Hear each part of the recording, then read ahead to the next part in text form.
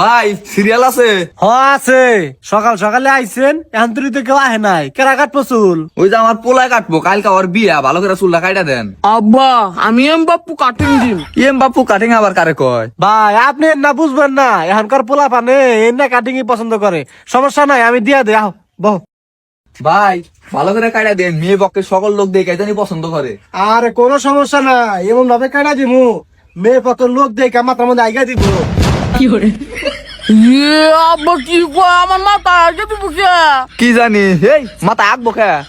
আরে ভাই আপনিও দিয়ে পোলার মতো পাগল, মানে আপনার পোলার মাথা হাতিয়ে দিব, আমার একটু কইতে মিস্টেক হয়েছে। ও বুঝতে পারছি, তাড়াতাড়ি করেন, বাড়িতে আত্মীয় স্বজন বোঝা হয়ে গেছে, তাড়াতাড়ি জানাকবো।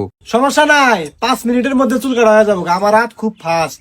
এই বাবু তুমি কিন্তু নইরো না, নড়লে কিন্তু মেলা সময় লাগবো। না আমি নড়ি না, আমি একবার সূর্য হয়ে পড়ে থাকি, আব্বা জানে। একবারে ভদ্র ছেলে, আপনি যখন বসেন যান। বাহ, তোমার চুলগুলো তো খুব সুন্দর বাবু।